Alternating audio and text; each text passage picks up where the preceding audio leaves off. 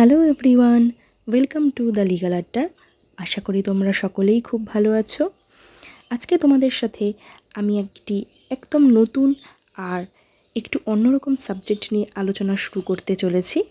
তোমরা যারা সদ্য ল নিয়ে পড়া শুরু করেছো বা হয়তো ল পড়ছো, তারা হয়তো এই সাবজেক্টটির নাম শুনেছো। সেটি হলো জেনারেল প্রিন্সিপালস অফ কন্ট্রাক্ট। আবার অনেকের কাছে এই সাবজেক্টটি হয়তো একদমই নতুন। তাই এই নতুন সাবজেক্টটি যাতে তোমাদের বুঝতে বা পড়তে কোনো অসুবিধা না হয়, সেই কারণেই আমি চেষ্টা করেছি খুব সহজভাবে স্টেপ বাই স্টেপ একদম বেসিক এক্সাম্পল দিয়ে তোমাদের আজকের এই সাবজেক্টটি বুঝিয়ে দিতে। তো চলো শুরু করা যাক। সবার প্রথমে আমরা বোঝার চেষ্টা করব যে এই কন্ট্রাক্ট বা বাংলায় যাকে আমরা চুক্তি বলি, সেটি আসলে কি বোঝায়। তো আইনের জগতে চুক্তি হলো এমন একটি বিষয় যা আমাদের দৈনন্দিন জীবনের সঙ্গে গভীরভাবে জড়িত। লক্ষ্য করলে দেখবে আমরা প্রতিদিনই আমাদের অজান্তেই কিন্তু বহু চুক্তির মধ্যে দিয়ে প্রবেশ করি। যেমন ধরো, কখনো বাজার থেকে জিনিস কিনে, কখনো অনলাইনে কিছু অর্ডার করে, আবার কখনো বড় ব্যবসায়িক লেনদেনের মাধ্যমে। কিন্তু এখানে একটি গুরুত্বপূর্ণ প্রশ্ন আসে যে আমরা যে প্রতিশ্রুতি দিই সেগুলো সবকটাই কি আইনত বাধ্যতামূলক, বা কোনটি শুধুই কথার প্রতিশ্রুতি আর কোনটি আইনের চোখে বাধ্যতামূলক দায়িত্ব তৈরি করে। এই প্রশ্নগুলির উত্তর আমরা পাই ইন্ডিয়ান কন্ট্রাক্ট অ্যাক্ট 1872-তে, যা ভারতের চুক্তি আইনের মূল ভিত্তি হিসেবে ধরা হয়। এবার আমরা জানব মিনিং অফ কন্ট্রাক্ট। তো দেখো, ইন্ডিয়ান কন্ট্রাক্ট অ্যাক্ট 1872-তে সেকশন 2 সাবক্লস এইচে বলা হয়েছে যে an agreement enforceable by law is a contract, অর্থাৎ যেই এগ্রিমেন্টটা আইন দ্বারা কার্যকর করা যায় সেটিই হলো কন্ট্রাক্ট। এইবার তোমাদের অনেকের মনেই প্রশ্নটা আসতে পারে যে এগ্রিমেন্ট এবং কন্ট্রাক্ট দুটোরই বাংলা অর্থ তো চুক্তি বোঝায়, তাহলে এই দুটোর মধ্যে আসল পার্থক্যটা কী? এইটা বুঝতে হলে তোমাদের একটু ধৈর্য ধরে ভিডিওটি সম্পূর্ণ দেখতে হবে। আমি চেষ্টা করেছি একদম স্টেপ বাই স্টেপ খুব সহজভাবে সমস্ত বিষয়টা তোমাদের সামনে তুলে ধরতে। তো আশা করি ভিডিওর শেষে তোমাদের ডাউটস হয়তো অনেকটাই কমে যাবে। তো এখন চলো আমরা আবার আমাদের মূল বিষয়বস্তুতে ফিরে যাই। তো এতক্ষণ আমরা কন্ট্রাক্টের ডেফিনেশন সম্বন্ধে জানলাম। এইবারে আমরা দেখব এই সংজ্ঞা বা ডেফিনেশনের মধ্যেও দুটি অত্যন্ত গুরুত্বপূর্ণ অংশ রয়েছে, যার একটি হলো এগ্রিমেন্ট বা বাংলায় যাকে আমরা বলি সমঝোতা, এবং অন্যটি হলো এনফোর্সিয়েবিলিটি বাই ল, অর্থাৎ আইনগত কার্যকারিতা। প্রথমে আমরা এগ্রিমেন্ট কি সেটা বোঝার চেষ্টা করব। তো দেখো, সেকশন 2E অনুযায়ী যে প্রতিশ্রুতি বা প্রতিশ্রুতির সমষ্টি একে অপরের বিনিময়ে দেওয়া হয় সেটিই হলো এগ্রিমেন্ট বা সমঝোতা। সহজভাবে বললে, ধরো একজন প্রস্তাব দিল এবং অপরজন সেটি গ্রহণ করলো। এই যে প্রস্তাব ও গ্রহণ মিলেই তৈরি হয় সমঝোতা বা এগ্রিমেন্ট। একটা সহজ উদাহরণের সাহায্যে তোমাদের বোঝানোর চেষ্টা করি। ধরো, এ বলল আমি আমার বই 500 টাকায় বিক্রি করব, এবং বি বলল ঠিক আছে, আমি তাতেই রাজি। এইখানে দুই পক্ষের মধ্যে একটি এগ্রিমেন্ট তৈরি হলো। কিন্তু এই কথাটাও আমাদের মাথায় রাখতে হবে যে সব এগ্রিমেন্ট কিন্তু আইনগতভাবে বাধ্যতামূলক নয়। কেবলমাত্র কিছু নির্দিষ্ট আইনি শর্ত পূরণ করলেই এটি একটি কন্ট্রাক্ট হিসেবে ধরা হয়। এবার আমরা জানব এনফোর্সিয়েবিলিটি বাই ল। এখানে বলা হয়েছে যে একটি এগ্রিমেন্ট তখনই কন্ট্রাক্ট বা চুক্তিতে পরিণত হয় যখন সেটি আদালতে কার্যকর করা যায়। ধরো, তুমি তোমার বন্ধুকে বললে যে চল আজ আমরা কোথাও থেকে খেয়ে আসি। তোমার বন্ধু বলল ঠিক আছে। এইবার বলো তো, এখানে কি এগ্রিমেন্ট হলো? হ্যাঁ, এখানে অবশ্যই এগ্রিমেন্ট হলো, কারণ এখানে অফারও আছে এবং অ্যাকসেপ্টেন্সও আছে। তুমি তোমার বন্ধুকে একটা অফার দিলে এবং তোমার বন্ধু সেটা অ্যাকসেপ্ট করলো। কিন্তু ধরো তুমি ঘর থেকে বেরোনোর সময় বন্ধুকে ফোন করে জিজ্ঞাসা করলে, কিরে আজ আসছিস তো? কিন্তু তোমার বন্ধু বেমালুম সেটা ভুলে গিয়ে সে আর এলো না। এখন তুমি কি করবে? তুমি কি এই কারণের জন্য কোর্টে যাবে? একদমই না। কেন? কারণ এটা তোমাদের একটা পার্সোনাল ম্যাটার। এখানে কোনো টাকা পয়সার ব্যাপার নেই, কোনো লিগ্যাল ডিউটি নেই। তুমি কি সত্যিই চাও যে তোমার বন্ধু আসেনি বলে কোর্ট তাকে শাস্তি দিক? অবশ্যই না। তাই এই ধরনের এগ্রিমেন্ট অবশ্যই কোর্টে এনফোর্স করা যাবে না। তাই এখানে আমাদের এগ্রিমেন্টের শর্তটা পূরণ হচ্ছে যে এখানে অফার প্লাস অ্যাকসেপ্টেন্স আছে, কিন্তু এটা কিন্তু কখনোই কন্ট্রাক্ট হতে পারে না। এইবার আমাদের নেক্সট এক্সাম্পলে দেখো, ধরো তুমি দোকানে গেলে, দোকান থেকে একটা মোবাইল কিনলে, সেটার দাম ধরো 10,000 টাকা। এখানে কি হলো? এখানে দোকানদার অফার দিল, তুমি অ্যাকসেপ্ট করলে বা তুমি টাকা দিলে। এখন দোকানদার মোবাইল দিল না। এইবার বলো, এবার কি তুমি চুপ করে বসে থাকবে? এইখানে হবে উত্তর না। এইবারে তুমি কোর্টে যাবে। কেন? কারণ তোমার এখানে টাকা গেছে, দোকানদার তার প্রমিস ভেঙেছে। এখানে একটা বিজনেস ডিলের মতন হয়েছিল, একটা লিগ্যাল ডিউটি তৈরি হয়েছিল। তাই এখানে কোর্ট এনফোর্স করতে পারবে। তাহলে এর থেকে আমরা কি বুঝতে পারলাম? যে তুমি যেটা কোর্টে এনফোর্স করতে পারো সেটাই হলো কন্ট্রাক্ট। সব এগ্রিমেন্ট কিন্তু কন্ট্রাক্ট নয়, কারণ সব এগ্রিমেন্টে ল ঢুকতে পারে না। আর এখান থেকেই আমরা একটি ফেমাস ম্যাক্সিম পেয়ে থাকি, সেটি হলো all contracts are agreements but all agreements are not contracts. এইবার আমরা জানব একটি ভ্যালিড কন্ট্রাক্টের কী কী প্রয়োজনীয় উপাদান থাকে। একটা এগ্রিমেন্টকে ভ্যালিড কন্ট্রাক্টে পরিণত করতে হলে কিছু গুরুত্বপূর্ণ শর্ত পূরণ করতে হয়, যার মধ্যে প্রথম হলো অফার অ্যান্ড অ্যাকসেপ্টেন্স। এটা তো আমরা আগেই জেনেছি যে চুক্তির শুরুই হয় প্রস্তাব এবং গ্রহণ দিয়ে। অফার বা প্রস্তাব কি? যখন ব্যক্তি অন্যজনকে চুক্তিতে প্রবেশের জন্য আহ্বান জানায়। আর গ্রহণ বা অ্যাকসেপ্টেন্স হলো সেই প্রস্তাবটি যখন অপর ব্যক্তি নিঃশর্তভাবে মেনে নেয়। এই ক্ষেত্রে কিছু ইম্পর্টেন্ট পয়েন্টস আমাদের মাথায় রাখতে হবে, যে অ্যাকসেপ্টেন্স কিন্তু অবশ্যই স্পষ্ট এবং নিঃশর্ত হতে হবে। যদি কোনো অ্যাকসেপ্টেন্স শর্তযুক্ত হয়ে যায় তাহলে কিন্তু সেটার অ্যাকসেপ্টেন্স থাকে না, সেটা তখন হয়ে যায় অফার। আর বাতিল সংক্রান্ত যাবতীয় নিয়মাবলী সেকশন 5 to 8 অনুযায়ী অনুসরণ করতে হবে। চলো আরও একটি সহজ উদাহরণের মাধ্যমে এই অফার অ্যান্ড অ্যাকসেপ্টেন্সটাকে আমরা আরেকবার সহজে বুঝে নিই। ধরো এ বলল যে আমি আমার গাড়িটাকে 5 লাখ টাকায় বিক্রি করে দেব। তার মানে কি? এ এখানে অফার দিল। এইবার বি বলল যে সে তার সেই অফারটাকে অ্যাকসেপ্ট করছে। তার মানে দুজনের মধ্যে কি তৈরি হলো? একটি কন্ট্রাক্ট তৈরি হলো। কিন্তু এইবার তোমরা বলো তো, বি যদি এর সাথে সহমত পোষণ না করে যদি বলতো যে আমি গাড়িটি 5 লাখে নেব না, আমি নেব গাড়িটি 4 লাখে, তখন কি তাহলে সেটা অফার অ্যান্ড অ্যাকসেপ্টেন্স হলো? একদমই না। বি যখন সেটা অ্যাকসেপ্ট করলো না, তার মানে এটাকে আমরা অফার অ্যান্ড অ্যাকসেপ্টেন্স বলতে পারি না। বি যেহেতু অ্যাকসেপ্ট করলো না, তাই বির ক্ষেত্রে এটা তখন হলো কাউন্টার অফার। আশা করি অফার অ্যান্ড অ্যাকসেপ্টেন্স এবার তোমাদের কাছে অনেকটাই ক্লিয়ার হয়ে গেছে। চলো এবার আমরা যাই আমাদের নেক্সট পয়েন্টে। আমাদের নেক্সট পয়েন্ট হলো intention to create legal relations. এখানে বলা হয়েছে যে চুক্তির পক্ষগুলোর মধ্যে আইনগত দায়িত্ব তৈরি করার অবশ্যই ইচ্ছা থাকতে হবে। সামাজিক বা পারিবারিক এগ্রিমেন্টে সাধারণত আইনগত সম্পর্ক তৈরির ইচ্ছা থাকে না, কিন্তু ব্যবসায়িক বা বাণিজ্যিক এগ্রিমেন্টে সাধারণত ধরে নেওয়া হয় যে এখানে আইনগত সম্পর্ক তৈরির যথেষ্ট ইচ্ছা থাকে। একটি সহজ এক্সাম্পলের সাহায্যে আমরা বোঝার চেষ্টা করব। ধরো আগের গল্পের মতোই আমি আমার বন্ধুকে বললাম যে আমি তোকে আজকে লাঞ্চ করাবো। সেই ক্ষেত্রে এটা আইনগতভাবে বাধ্যতামূলক নয়। আমার যদি ইচ্ছা না হয় আমি পরে সেই প্ল্যানটা কিন্তু ক্যান্সেলও করে দিতে পারি। কিন্তু কোনো ব্যবসায়িক বা পণ্য সরবরাহ করার চুক্তির ক্ষেত্রে কিন্তু আমি আমার ইচ্ছার উপর সমস্ত বিষয়টি ছেড়ে দিতে পারি না। এই ক্ষেত্রে এটি হবে কিন্তু আইনগতভাবে কার্যকর।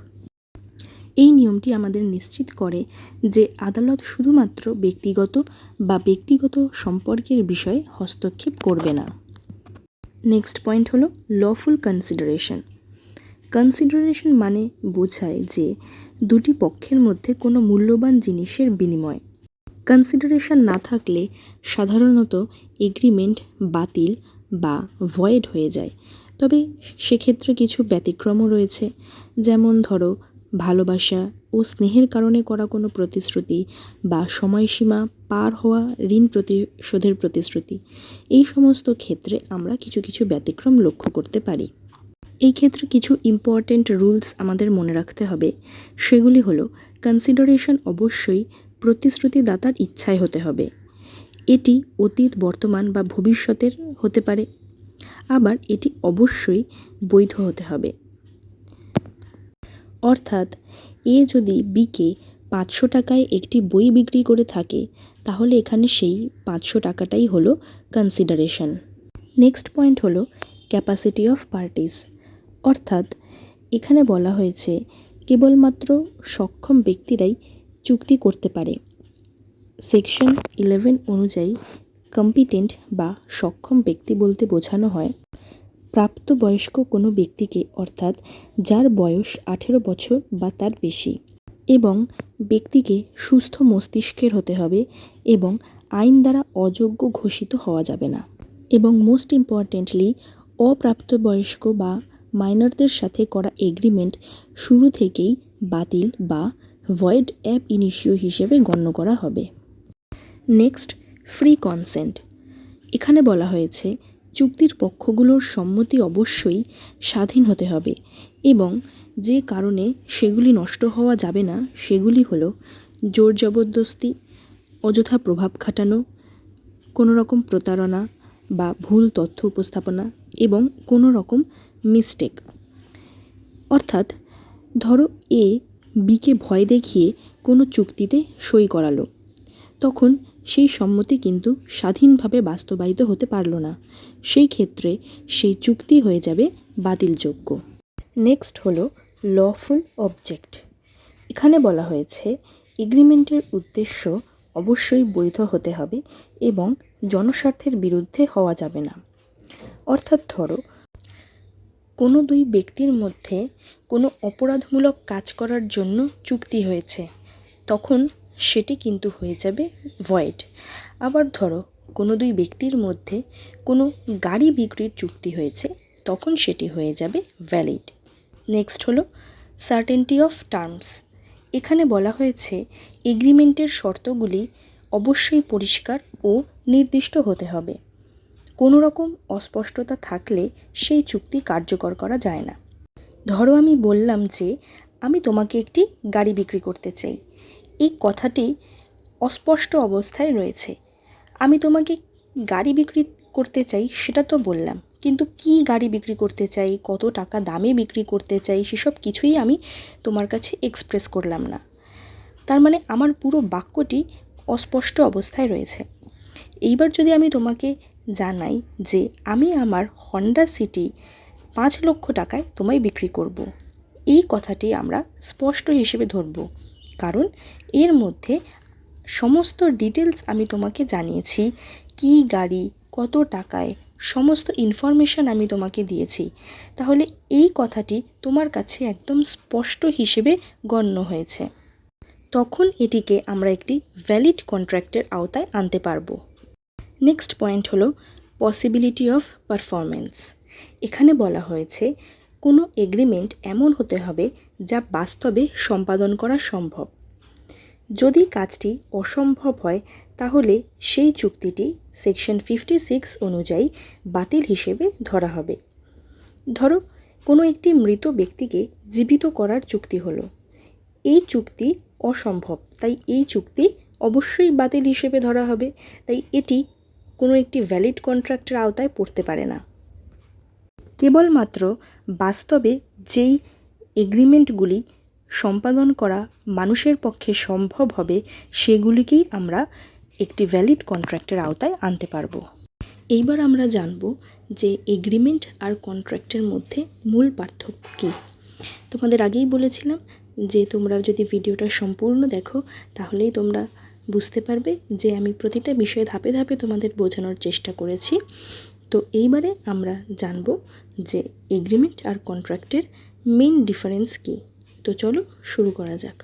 তো দেখো, ইন্ডিয়ান কন্ট্রাক্ট অ্যাক্টের সবচেয়ে গুরুত্বপূর্ণ এবং মৌলিক ধারণাগুলোর মধ্যে একটি হলো এগ্রিমেন্ট এবং কন্ট্রাক্টের মধ্যে পার্থক্য। এই পার্থক্যটি ভালোভাবে বোঝা অত্যন্ত জরুরি, কারণ এর মাধ্যমেই আমরা বুঝতে পারি কোন প্রতিশ্রুতি আইনগত বাধ্যতামূলক আর কোনটি নয়। এই ধারণাটি বিশদভাবে ব্যাখ্যা করা হয়েছে ইন্ডিয়ান কন্ট্রাক্ট অ্যাক্ট 1872-তে। এগ্রিমেন্ট হলো দুই বা ততোধিক ব্যক্তির মধ্যে একটি পারস্পরিক বোঝাপড়া। যখন একজন প্রস্তাব দেয় এবং অন্যজন সেই প্রস্তাব গ্রহণ করে, তখন একটি এগ্রিমেন্ট তৈরি হয়। কিন্তু এই এগ্রিমেন্ট আইনগত দায়বদ্ধতা তৈরি করে না। এই বিষয়ে আমরা আগেই আলোচনা করে এসেছি। তার কারণ হলো অনেক সময় এগ্রিমেন্ট শুধুমাত্র সামাজিক বা পারিবারিক সম্পর্কের মধ্যেই সীমাবদ্ধ থাকে, কিন্তু অপরদিকে কন্ট্রাক্ট হলো সেই বিশেষ ধরনের এক এগ্রিমেন্ট যেটি আইন দ্বারা স্বীকৃত এবং আদালতে যাকে কার্যকর করা যায়। অর্থাৎ প্রতিটি কন্ট্রাক্ট এগ্রিমেন্ট থেকেই সৃষ্টি, কিন্তু প্রতিটি এগ্রিমেন্ট কখনোই কন্ট্রাক্টে পরিণত হয় না। তাহলে মূল পার্থক্যটি হলো এনফোর্সিবিলিটি বা আইনগত কার্যকারিতা।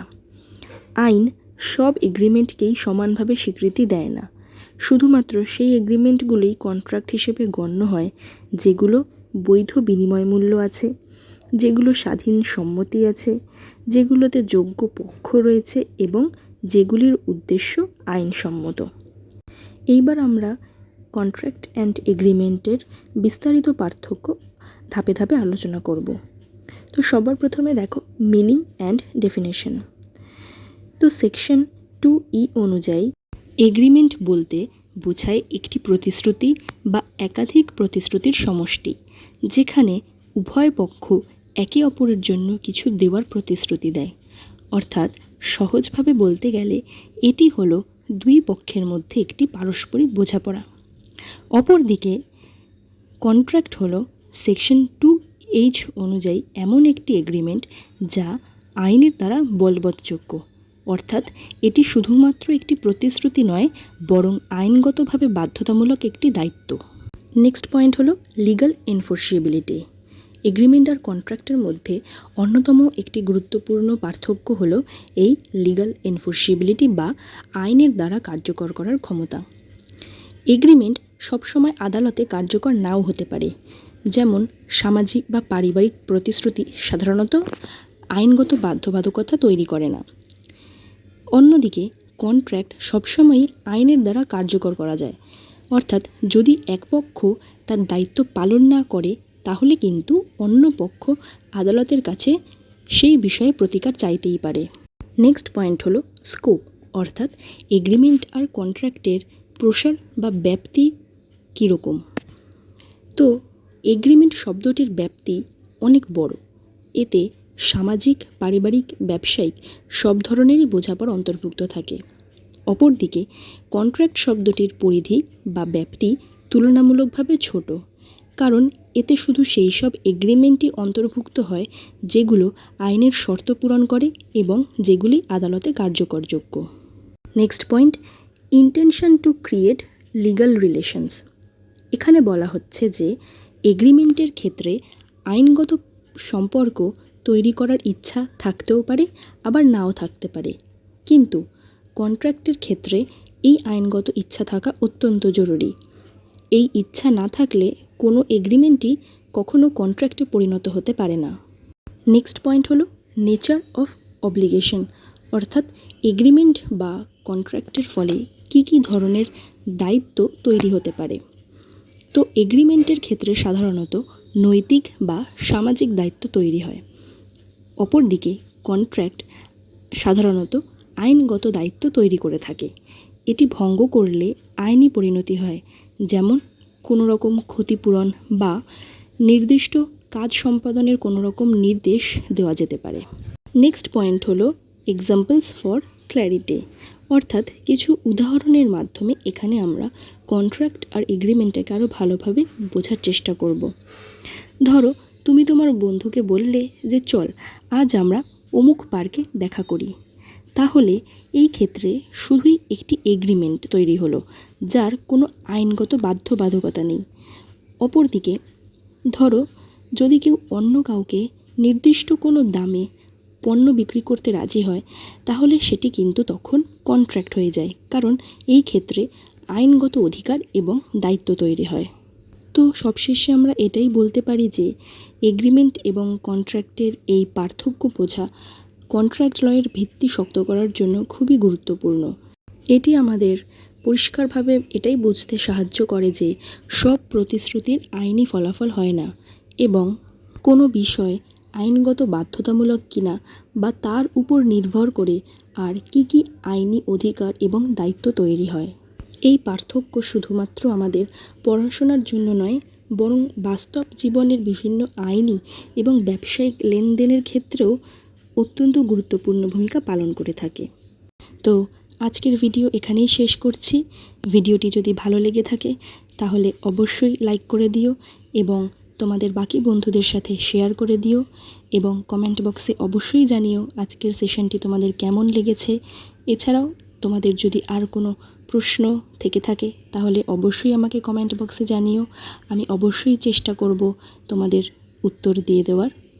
আর এরমই আরও বিভিন্ন লিগ্যাল টপিক্সের ভিডিও দেখতে হলে অবশ্যই দ্য লিগ্যাল আড্ডাকে সাবস্ক্রাইব করে রেখো। তো চলো, দেখা হচ্ছে আবার পরবর্তী ভিডিওতে। সবাই খুব ভালো থেকো এবং সকলকে ভালো রেখো। আরেকটা গুরুত্বপূর্ণ কথা তোমাদের বলতে ভুলে গেছিলাম, সেটা হলো যে তোমরা যদি কেউ আমার এই ভিডিওর নোটস তোমাদের পরীক্ষায় লিখতে চাও তাহলে অবশ্যই তোমরা লিখতে পারো। আমি একদম টু দি পয়েন্ট পরীক্ষায় লেখার মতোই প্রশ্ন এবং উত্তরগুলো তোমাদের সামনে নিয়ে এসে বোঝানোর চেষ্টা করি। তো তোমরা যদি চাও তাহলে অবশ্যই লিখতে পারো। তো চলো, টাটা।